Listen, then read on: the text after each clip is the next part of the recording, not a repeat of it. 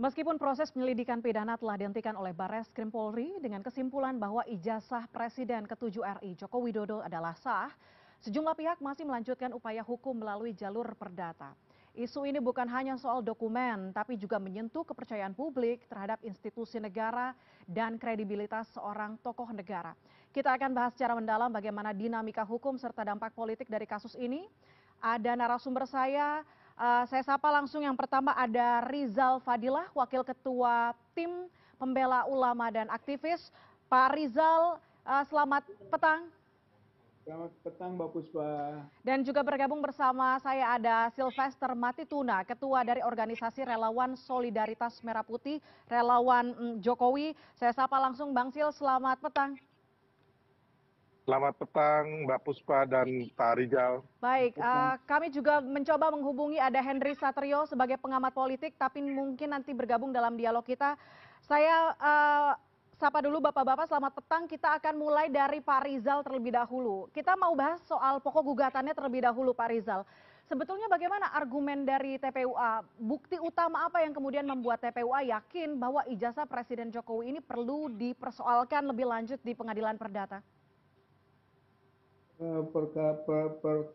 Perkara perdata ya, perdata memang juga sudah pernah diajukan oleh TPUA waktu itu, ya kan, dengan bukti putusan dari pengadilan tinggi Semarang dalam kasus pidana Gus Nur dan Bambang Tri, kemudian diperkuat oleh Mahkamah Agung yang kesimpulan dari TPUA itu bahwa tuduhan terhadap ijazah palsu Pak Jokowi itu belum punya kepastian hukum gitu, bahkan tidak menyentuh itu putusan dugaan yang tadinya tuduhan dari pihak kepolisian, kejaksaan sampai ke pengadilan yang diputus di tingkat pengadilan negeri Surakarta. Jadi bagi kami tentu kami punya bukti. Kedua, tentu dari bukti ahli lah, ahli yang telah melakukan penelitian terhadap skripsi Pak Jokowi,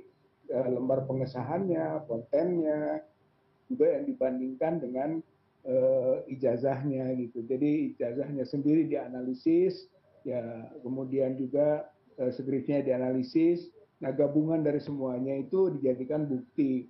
Tapi ketika proses perdata berjalan, belum masuk ke proses pokok perkara, pengadilan sudah memutuskan nit ongfang perkelar, artinya tidak diterima atau tidak berwenangnya pengadilan gitu, perdata, ini konteks perdata. Sementara yang perdata yang sekarang itu dilakukan oleh pihak lain, ya Dr. Taufik juga perbuatan melawan hukum di Surakarta yang mempermasalahkan ijazah Pak Jokowi yang SMA, juga yang menyentuh yang S1 UGM-nya, itu perdata.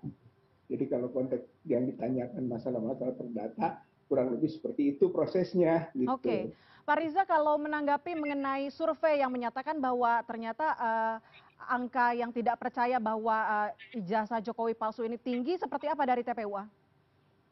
Ya, saya kira itu kan kalau tidak salah ada dua data, data big data, juga mungkin data dari Pak Refli Harun gitu ya, yang menyimpulkan angkanya cukup tinggi, 90% lah untuk kepercayaan itu ya. Tapi itu hasil pooling ataupun big data. Saya kira itu mah hanya gambaran saja. Hakikatnya menurut kita bukan itu. Hakikatnya adalah proses-proses hukum yang berjalan di baik itu Barreskrim maupun di Polda Metro Jaya maupun proses hukum perdata, semuanya itu yang kita ikuti dan kita jalankan gitu sampai kepada kesimpulan yang tadi bahwa menurut pihak Barreskrim sudah asli, sudah juga dihentikan. Nah, pihak TPUA masih mempermasalahkan begitu. Antara lain adalah soal keterbukaan, soal transparansi gitu kan, soal kelengkapan informasi, kajian-kajian atau bukti-bukti yang menurut tentu pihak TPUA ini belum maksimal gitu. Okay. TPUA mengajukan ke Karo Wasidik untuk bisa melakukan gelar perkara ulang atau gelar perkara khusus. Begitu Mbak Puspa. Oke, gelar perkara ulang ataupun gelar perkara khusus ya yang diharapkan. Saya ke Bang Silvester sekarang. Bang Sil, relawan Jokowi pasti punya catatan sendiri soal tuduhan ini ya. Menurut Anda sejauh mana kemudian tuduhan ini punya dasar? Apakah memang justru ini anggapannya merusak iklim demokrasi selama ini?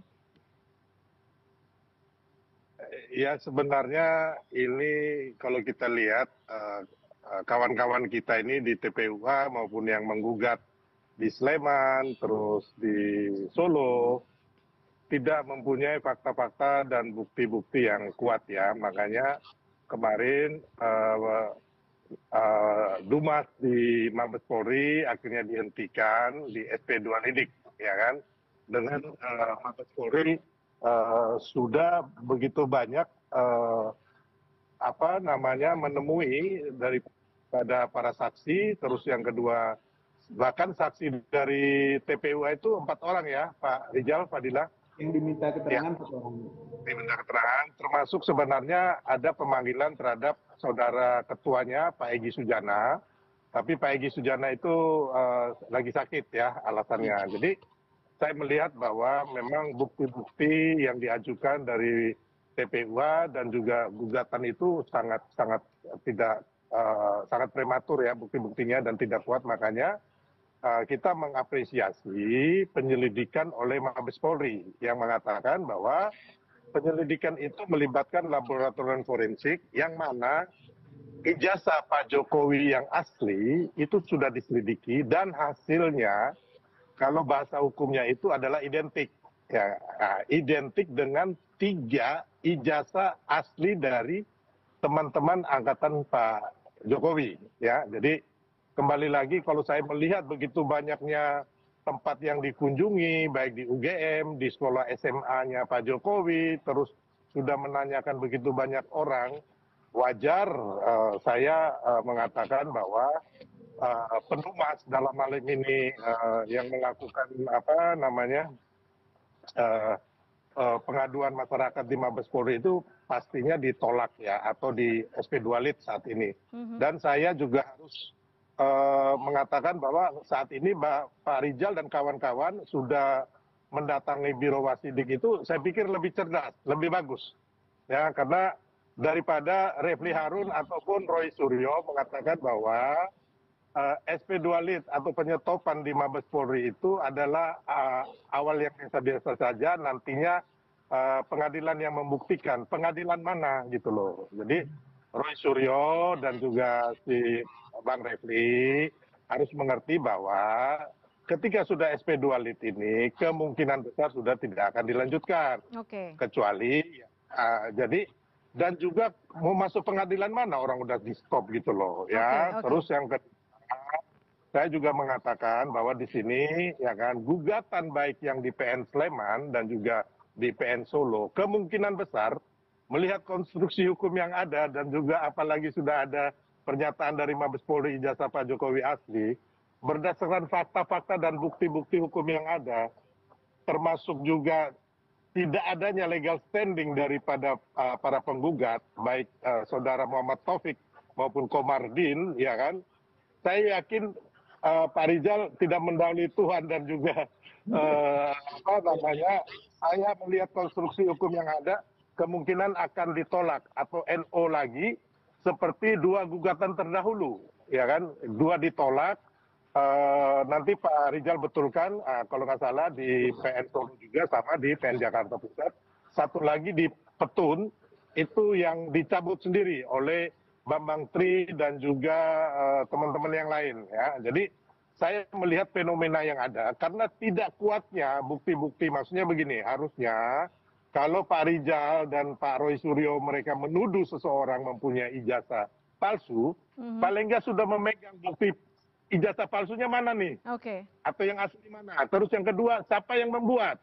Tahun berapa ijazah palsu ini dibuat gitu loh, ya kan? Kalau kayak begini berarti mencemarkan nama baik orang, ya kan, dan juga memfitnah orang gitu loh. Nah, itu makanya Pak Jokowi menurut saya yang akan jalan nantinya itu adalah pelaporan Pak Jokowi di Polda Metro Jaya. Karena kalau kita melihat bahwa unsur-unsur pidananya itu sudah sangat komplit. Tinggal dari penyidik nantinya akan dan kira-kira pasal-pasal mana yang akan dicantumkan termasuk tersangkanya siapa saja. Tapi upaya hukum sah-sah saja dilakukan ya Bang Silvester, walaupun Barreskrim Polri sudah menghentikan bahwa sudah menyatakan bahwa ijazah tersebut adalah sah. Bergabung juga bersama kami sudah ada Henry Satrio, pengamat politik. Nanti kita akan membahas lebih lanjut mengenai ijazah, dugaan ijazah palsu ini. Kita akan kembali usai jeda azan maghrib berikut. Tetaplah bersama kami di CNN Indonesia Newsroom.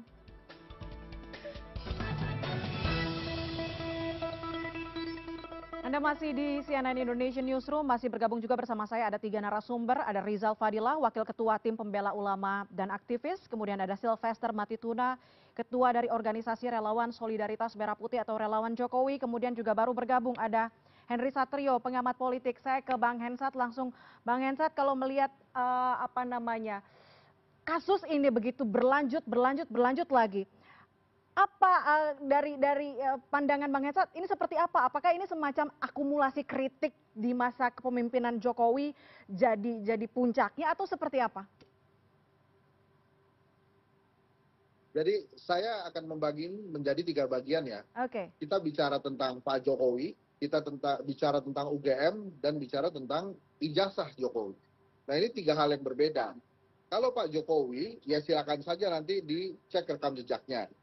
Ada yang AB, jadi artinya berubah-berubah, atau ada yang belum terbukti, misalnya seperti SMK atau 11.000 triliun, tapi banyak juga pembangunan yang dilakukan oleh Pak Jokowi, itu hal yang berbeda.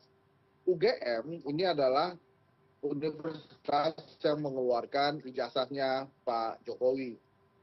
Saya berpandangan bila sebuah institusi yang mengeluarkan ijazah sudah bicara, maka ya itu yang paling tepat bisa mengatakan itu asli atau tidak. Nah, tentang ijazah Pak Jokowi, saya berkali-kali mengatakan bila UGM sudah mengeluarkan statement bahwa itu asli, kemudian yang bersangkutan kuliah, maka dibandingkan dengan statement polisi sekalipun, statementnya UGM adalah yang paling tinggi menurut saya. Oke. Karena kan dia yang mengeluarkan si ijazah itu. Jadi kalau sampai kepala jadi kaki, kaki jadi kepala, sebelumnya UGM sudah bilang ini asli, ya udah dia akan bicara asli terus. Maka pada saat UGM mengatakan asli, menurut saya case-nya itu sudah selesai. Nah sekarang yang mau dibuktikan apa? Yang mau dibuktikan adalah ijazahnya Jokowi atau kesalahannya Jokowi. Ini 2 hal yang berbeda menurut saya. Nah terkadang dalam case ini itu tercampur aduk antara Jokowi sebagai presiden ke-7, Jokowi sekarang sudah tidak lagi menjadi presiden, tentang UGM dan tentang ijazah. Tapi kalau sekarang judulnya adalah ijazah dipersoalkan, legitimasi dipertaruhkan, yang dipertaruhkan legitimasinya UGM. Kalau kemudian nanti ternyata palsu gitu ya, misalnya gitu ya, ujung-ujungnya kok palsu ini, UGM-nya mau gimana? Dia mau dibubarkan karena telah pernah mengeluarkan ijazah yang tidak asli, kan nggak gitu juga. Jadi kalau saya pribadi, saya bukan ahli dokumen, tapi kalau si UGM sudah mengatakan bahwa ini asli, yang bersangkutan kuliah, ya udah itu legitimasi UGM, sama seperti kita waktu kuliah kan. Saya kuliah di Unpad, saya kuliah di UI, saya kuliah di BINUS. Setelah itu ijazah-ijazahnya kan dikeluarkan oleh para universitas ini. Saya kan juga percaya bahwa ijazah yang dikeluarkan oleh universitas tempat saya bersekolah itu asli. Jadi kalau sekarang judulnya ijazah dipersoalkan, legitimasi dipertaruhkan, ini Pak Jokowi pasti paham betul yang dipertaruhkan justru bukan dia, tapi UGM-nya, Universitas Gadjah Mada sebagai lembaga yang mengeluarkan ijazah. Terus kemudian ada lagi nih debat kusir misalnya, wah itu yang di UGM itu orang-orangnya Jokowi semua, jadi dia bisa mengatakan itu asli, padahal nggak asli kan gitu tuh. Ya terserah, itu UGM-nya yang mesti melakukan audit dulu, ini orang-orangnya capable atau tidak bicara. Jadi sekarang udah sampai level rektor, sampai level rektor gimana lagi coba? Mau siapa lagi yang lebih tinggi? Apakah kita bertanya kepada tukang fotokopi yang waktu itu memfotokopi ijazah Jokowi, waktu itu Jokowi datang sendiri nggak? Asli nggak tuh ijazahnya? Nggak bisa gitu juga gitu. Jadi kalau menurut saya, sekarang UGM sudah bilang asli, Pak Jokowi kuliah, ya udah. Nah kalau kemudian mau membuktikan, apa lagi yang mau dibuktikan? Mau membuktikan Pak Jokowinya bohong atau gimana, itu kan beda lagi persoalannya, bukan tentang ijazah yang telah dikeluarkan oleh UGM, menurut saya gitu. Oke, oke. Pak Rizal, menanggapi apa yang disampaikan Bang Hensat, seperti apa tanggapan Anda? Ya, TPUA sudah ke UGM, sebenarnya ingin memastikan apa yang telah dikemukakan oleh pihak UGM. Tapi pihak UGM menyatakan bahwa ijazah tidak ada pada kami, gitu. Ijazah itu adanya pada Pak Jokowi. Maka TPUA juga datang ke Pak Jokowi, gitu kan, untuk menanyakan, dan ternyata tidak pernah ditunjukkan, gitu, tidak diberikan informasi. Maka bergeraklah terus upaya hukum melalui jalur Bareskrim. Nah, Bareskrim sampai kepada keputusan yang kita sudah tahu semua. Akan tetapi, gitu kan, TPUA melihat masih ada kelemahan-kelemahan dari proses yang ditempuh oleh pihak Bareskrim, ya, termasuk di dalamnya soal transparansi, keterbukaan pelapor ataupun terlapor atau pengadu dengan teradu itu tidak dikonfirmasi, tidak diikutkan dalam proses gelar perkara. Oleh karena itu, demi transparansi dan demi keterbukaan, supaya juga nantinya berkekuatan hukum, setelah ada kepastian hukum, maka kita minta untuk diadakan gelar perkara ulang yang disebut dalam Perkapolri 6 tahun 2019 gelar perkara khusus. Saya kira itu adalah sarana hukum yang bisa dilakukan oleh pihak kepolisian atau Mabes Polri gitu untuk memberi satu gambaran pada tahapan penyelidikan itu final gitu. Jadi kami TPUA belum melihat sebatas itu, dan kalau kembali ke tadi ke UGM, saya kira UGM juga tidak transparan ketika kita mau mengajak diskusi mengenai bukti-bukti, ditutup gitu kan. Kalau terbuka mas semua mungkin kita bisa melakukan penilaian hasil eksaminasi maksimal gitu pada tingkat UGM maupun pada Pak Jokowinya sendiri, atau sekarang ya kita tuntut maksimalisasi proses di Bareskrim gitu. Dan perlu bahwa identik dan non identik tidak sama dengan otentik gitu. Kalau menurut TPUA gitu ya, itu yang demikian begitu Mbak Puspa. Identik bukan berarti otentik begitu ya. Tapi kemudian kalau tadi kata Bang Hensat harusnya dibagi nih soal masa kepemimpinannya, kemudian ijazah dan UGM. Tapi publik bertanya-tanya juga Pak Riza, untuk apa kemudian membuka masa lalu presiden yang sudah lengser? Bagaimana Anda menjelaskan bahwa ini bukanlah soal dendam politik, walaupun dianggapnya ini hal yang berbeda, tapi di perbincangan publik ini menjadi suatu hal, apakah ada dendam politik tersendiri atau seperti apa? Bagaimana Anda menjelaskan bahwa ini bukanlah soal hal tersebut? Ini mengenai menyangkut kepastian begitu, mengenai kepastian mengenai dokumen dari juga proses menjadi presidennya. Jadi bukan konteks sudah lengsernya gitu, tapi kalau ada kepastian mengenai dokumennya begitu berkaitan dengan ijazahnya, tentu berpengaruh besar terhadap proses yang telah dijalankan selama 10 tahun. Berarti Apakah proses verifikasi pencalonan ya? ya termasuk itu, nanti Oke. akan semuanya gitu kan. Kalau misalnya gitu kan terbukti ijazahnya palsu, kan proses di KPU, KPUD semua itu dianggap bermasalah gitu. Sebaliknya kalau misalnya asli dan itu adalah putusan yang memang berkekuatan hukum pasti, ya legalisasinya mungkin jadi kuat gitu. Sebetulnya yang kita inginkan adalah soal kepastian hukum gitu kan, dari status yang dipertanyakan oleh publik mengenai ijazah Pak Jokowi itu sebetulnya asli atau palsu gitu. Nah, sekarang prosesnya belum final ini gitu. Masih Oke. dalam di pihak penyelidikan gitu. Kalau finalnya sebenarnya ya ke pengadilan, hanya nanti pengadilannya bisa berbagi apakah pengadilan dalam proses keputusan dari pihak Bareskrim diulang gelar perkara sehingga masuk ke penyidikan, masuk ke kejaksaan sampai pengadilan di jalur ini, atau pengadilan di jalur peradilan di Polda Metro Jaya yang menurut TPUA ataupun teman lain itu kualifikasinya kriminalisasi. Nah, begitulah pandangannya. Begitu. Baik, baik Pak Rizal. Saya ke Bang Silvester. Apakah melihat ini jadi upaya delegitimasi dari rekam jejak Jokowi? Masyarakat pasti akan tetap percaya Pak Jokowi ya dengan segala capaian, dan sebenarnya kalau saya melihat ini teman-teman TPUA, Pak Rijal, Roy Suryo ini sangat konyol, maaf nih Pak Rijal, sangat konyol, sangat ngawur dan juga terlalu berani. Jadi gini, bapak-bapak mereka ini kan tidak mempunyai bukti ijazah ini palsu, ya kan? Tahun berapa dipalsukan, siapa yang memalsukan, tapi dengan beraninya menuduh orang dan harus tahu ketika itu kita lakukan, ya kan?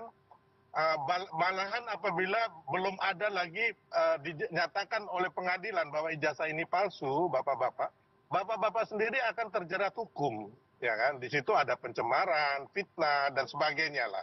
Jadi ini makanya saya bilang ini sangat amat konyol gitu loh, ya kan? Mungkin selama ini kan banyak pihak menuduh Pak Jokowi kafir lah, segala macam anak gerwani dan termasuk ijazah palsu ini. Pak Jokowi mendiamkan, tapi ketika Pak Jokowi mengambil tindakan hukum, ya kan, makanya saya bilang tadi, ini pasti kalau melihat konstruksi hukum yang ada dengan fakta-faktanya, bapak-bapak mereka ini nggak bisa lari, pasti akan terjerat. Dan mengenai ijazah yang bapak-bapak ini persoalkan, kan sudah digugat 2 kali, ya, yang saya bilang tadi, dan 1 di Petun. Dan dua-duanya itu ditolak, ya kan, atau NO, ya kan. Terus yang kedua, yang satunya itu dicabut. Nah, nanti kita lihat lagi nih, saya bukan Tuhan, tapi saya memprediksi, ya kan, gugatan yang sekarang itu Komradin di Sleman, terus sama siapa Taufik itu di Solo, akan bernasib yang sama Pak Rijal gitu. Jadi kembali lagi Pak Rijal mereka ini tidak mempunyai bukti-bukti yang benar-benar valid gitu. Kalau menurut saya sampai hari ini nih, saya udah ngomong sama Mas Roy Suryo, bukti-bukti bapak mereka ini nol, ya Pak, sangat prematur dan nol. Saya harus memberikan pendidikan hukum dan juga pendidikan politik buat bangsa kita bahwa ini semuanya ini ngawur, konyol dan sangat berani menuduh orang tanpa dasar, gitu loh Pak. Pak Rijal, nanti kita buktikan ya kalau omongan saya ini benar atau tidak. Pak Rizal dianggap terlalu berani, konyol. Tanggapan Anda? Nah, saya kira tidak. Kita semua berdasar hukum, gitu ya. Bahwa proses peradilan itu maunya kita masuk ke ruang pokok perkara, gitu maunya, gitu kan, supaya saling membuktikan bahwa penggugat punya bukti, gitu kan, sebatas yang nanti akan diajukan. Tergugat punya bukti. Maka kita uji pembuktian itu kedua pihak gitu kan di proses itu. Saya kira hal itu adalah hal pertanggungjawaban hukum daripada masing-masingnya. Jadi perdata demikian gitu ya. Dan pidana ini juga karena ada unsur-unsur pidana, ya sudah kita masuk ke ruang pidana gitu. Nah, itu juga masih proses gitu. Jadi kalau dari kita masih gitu. Ini masih berproses semuanya ya. Baik. Jadi saya tambahkan sedikit boleh ya. Semua itu punya konsekuensi gitu kan. Termasuk buktinya, bukan hanya bukti aslinya gitu kan. Seandainya itu ya, namanya juga seandainya. Setelah proses-proses yang ada bahwa ijazah itu palsu, maka yang kena delik adalah Pak Jokowi, sebaliknya gitu. Sama-sama punya konsekuensi hukum. Kayak kira itu koridor hukum lah yang kita semua suki gitu ruangnya gitu, Pak Sylvester. Siap, Pak Rijal. Jadi kalau menurut saya jangan seandainya, Pak. Jadi kalau kita berproses di secara hukum, ya kan, di pengadilan dan sebagainya, kita harus mempunyai kepastian fakta-fakta hukum. Itu yang paling penting, Pak. Kalau nggak, mohon maaf Pak Rijal, ya kan sudah pernah ya kan, bahkan ada juga bukan hanya ditolak atau NO, tapi juga siapa namanya, si Gus Nur dan juga si Bambang Tri itu udah masuk penjara loh Pak Rijal. Jadi intinya bahwa melihat kejadian-kejadian ini, saya berkeyakinan Pak Rijal bahwa bukti-bukti dari bapak-bapak ini tidak sangat kosong ya. Terus yang kedua nggak punya legal standing, ya kan. Bahkan saat ini Mabes Polri sudah dikatakan, walaupun bapak mereka tidak mengakui, ya kan, bahwa ijazah yang diselidiki lapor Mabes Polri adalah ijazah asli yang hasilnya adalah identik atau sama sebangun dengan ijazah asli dari 3 teman angkatan Pak Jokowi. Jadi saya pikir kita udah nggak bisa mau alibi apa lagi ya, mau cari bukti-bukti apa lagi kayaknya agak susah sih. Saya sangat pesimis Ya. bisa lanjut ya gugatan dari bapak-bapak mereka itu. Tapi kalau yang dari Pak Jokowi melihat fakta-fakta hukumnya, ya kan, saya yakin bahwa yang di laporan Pak Jokowi ini akan berjalan. Dan baik. saya sebagai orang hukum juga meyakini bahwa bapak-bapak mereka akan terjerat. Jadi lebih baik bapak-bapak mereka konsentrasi, nyiapkan 1 juta pengacara yang hebat-hebat untuk menghadapi gugatan pelaporan Pak Jokowi yang di Polda Metro. Itu yang sebagai sahabat saya sarankan ke Pak Rijal sama kawan-kawan. Baik. Kalau identik, ya jelas begitu ya. Tapi tadi yang kalau dari TPO sendiri mempertanyakan kemudian otentiknya ya. Saya ke Bang Hensat sekarang. Bang Hensat, ini menarik sekali perdebatannya. Memang dari awal ketika dugaan ijazah palsu ini muncul, selalu pro kontranya muncul seperti itu di permukaan. Anda melihat endgame-nya ini seperti apa sih? Kalau saya begini ya, saya ini kan bukan ahli dokumen, Mbak. Tapi saya menilainya memang trust isunya itu dibagi 3 seperti yang tadi saya katakan. Trust isu ke Jokowi, trust isu ke UGM, trust isu ke ijazah. Nah yang kita bicarakan sekarang kan sebetulnya trust isu ke ijazah. Ijazah ini bukan ke Pak Jokowi sebetulnya ngejeratnya, tapi ke UGM. Kan UGM yang mengeluarkan ijazah itu. Nah Pak Jokowi memahami itu, makanya dia santai aja. Dia memang merasa terhina, dia sedih gitu ya. Tapi dia tahu bahwa yang harus membuktikan ini pun yang akan kerepotan adalah UGM sebagai pihak yang mengeluarkan ijazah itu. Tapi kalau ditanya ini endgame-nya kemana, menurut saya sih endgame-nya akan selesai dengan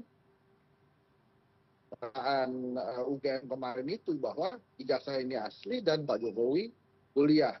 Tentang trust isu selanjutnya kepada Pak Jokowi ya silahkan saja. Kan teman-teman juga berhak bertanya ya. Hanya satu lagi begini, satu hal yang belum dilakukan memang oleh Pak Jokowi dan UGM ini adalah tampil bersama. Tampil bersama UGM dan Pak Jokowi sama-sama menyatakan atau bicara tentang keaslian ijazah ini. Kalau saya tentang trust isu ijazah, buat saya selesai pada saat UGM menyatakan bahwa ijazah ini asli. Ya ke siapa lagi? UGM yang mengeluarkan. Masa kemudian kita cari orang untuk menyatakan bahwa ini ijazah nggak asli gitu. Ini beda lagi kalau menurut saya sih. Begitu UGM sudah bilang asli ya udah asli gitu. Nggak ada lagi pihak-pihak yang bisa mengatakan bahwa ini asli atau tidak. Tapi kalau teman-teman masih ada yang ingin bertanya ini itu ya silakan saja. Kalau saya, sekali lagi saya ulang, pada saat sebuah universitas mengatakan bahwa ijazah itu asli, maka ya sudah selesai itu perdebatannya. Dia yang mengeluarkan ijazah, dia yang tanda tangan, ya udah gitu. Kalau kemudian mau dicari tahu ini ijazahnya asli atau tidak kan UGM-nya sudah bilang. Gitu. Kalau saya sih larinya ke sana ya. Jadi trust isu untuk ijazah menurut saya selesai pada saat UGM menyatakan itu asli. Sekarang silakan nanti Pak Jokowi mungkin mau tampil bersama UGM untuk menjelaskan itu ya silakan saja. Tapi kalau tadi ditanya endgame-nya kemana, ya endgame-nya udah selesai sebetulnya waktu UGM mengatakan bahwa ijazahnya asli. Kalau masih ada trust isu ya kepada Pak Jokowi ya itu hal yang lain menurut saya.